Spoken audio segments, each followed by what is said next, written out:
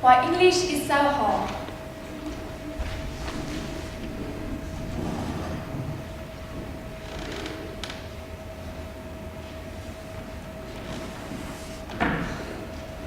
Why English is so hard?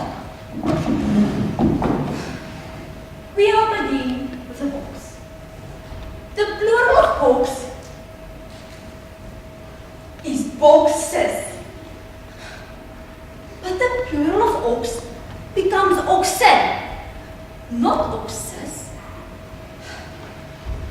One fowl is called the goose, but two are called geese. You should never call the plural of moose meese. You might find a lone mouse or a nest full of mice. Yet, house in the plural is houses, not mice.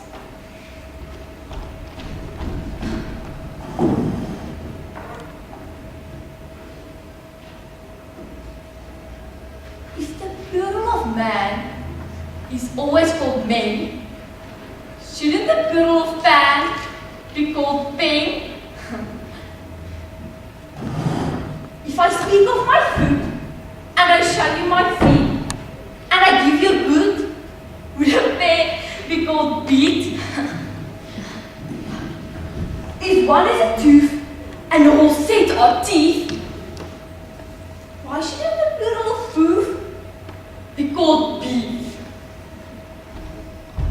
Then, one may be that, and three may be those, yet, hat in the plural would never be house. The plural of cat is cats, not cows. We speak of brother and also of brethren, but though we say mother, we never say neverin. And then, the masculine pronouns are he, his, and him. But imagine the feminine